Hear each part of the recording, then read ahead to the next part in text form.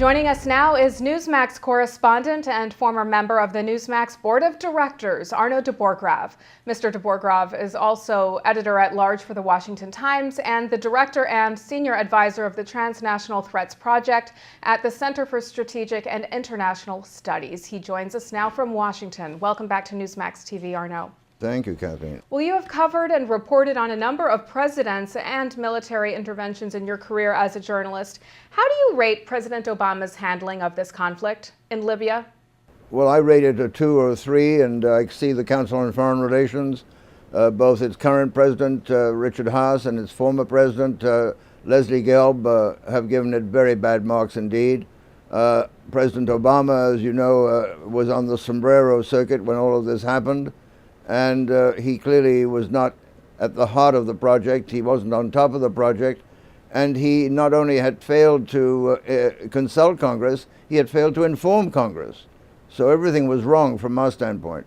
Now, should he be impeached, as Ralph Nader and others are suggesting, for committing the U.S. to the air attacks?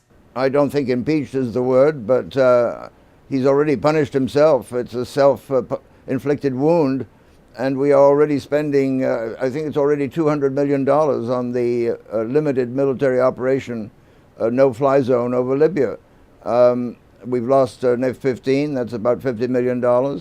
And while we say, or while the administration says they're not going to request extra funding from Congress for the time being, when it reaches $1 billion, the law says they have to go to Congress for a supplementary. Now, the White House has not referred to the Libyan conflict as a war or a peacekeeping mission. In your view, has President Obama effectively outlined or detailed why we are involved and what is at stake for the U.S.? No, I don't think anybody can figure out why we're involved. Our interests, America's interests, have nothing to do with Libya. Our interests are in the Persian Gulf, where there's plenty of political military action already. All the way from Oman up to Kuwait and across the Middle East, Syria, Egypt, Tunisia.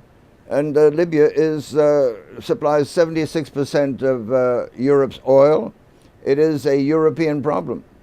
Now, Libyan leader Moammar Gadhafi has promised to align himself with al-Qaeda and wage a lengthy war against the West. Are we in, or are we headed for a third war in the Middle East?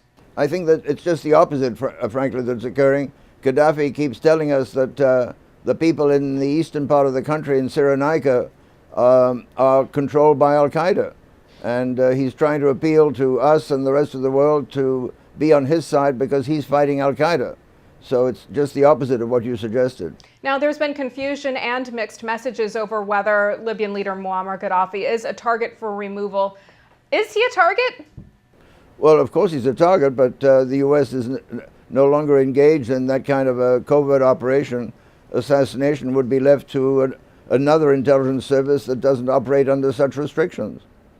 I think what worries me most about Gadhafi is not that he will lose a lot of his air force and a lot of his anti-aircraft capability through the no-fly zone, but the fact that he has these huge underground facilities, a maze of tunnels and rooms and conference rooms, and where he also keeps about $7 billion of gold bullion stashed. Okay, well, if Gadhafi goes, has the U.S. or the coalition adequately prepared for what's next? No, I mean, we don't even know what's in the eastern part of the country. As I suggested, they could be Hezbollah, they could be Hamas, they could be partly al-Qaeda, they could be partly Iran's theocrats. We don't have a good handle on who the insurgents are. We know that a couple of Gadhafi's ministers have defected to that camp, but beyond that we don't know too much. And I assume that the CIA and other intelligence agencies are very busy these days in Benghazi trying to figure out who's doing what to whom. If Gadhafi goes, who would succeed him? Do we know? Well, there's a very powerful general in the east, General Yunus, but beyond that there's no speculation as to who would succeed him. I feel that we're moving towards the partition of that country. It'll be a divided Libya, much the way Germany was divided or Korea is currently divided, and that he will go on surviving, fighting all of this from his underground facilities. Okay, so this could go on for how long?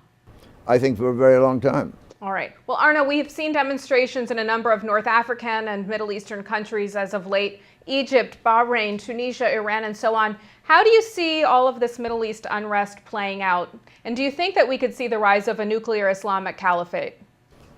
I think through Pakistan is where you should look if we are trying to pinpoint the threat of a nuclear caliphate. The only nuclear power in the Muslim world is Pakistan, and Pakistan today is the world's most dangerous situation, far more dangerous than anything you're reading about the Middle East or the Persian Gulf or North Africa. And that's a whole program in itself. But that's where most of the world's terrorist organizations are based. It produces 100 to 500,000 young boys age 16 who've gone through the madrasa brainwashing system, and there are plenty of volunteers for suicide missions. So while we've been focused on the Middle East, the real danger point is Pakistan. All right, Arnaud de Borchgrave, thanks so much for joining us. It's always great to have you on Newsmax TV. My pleasure.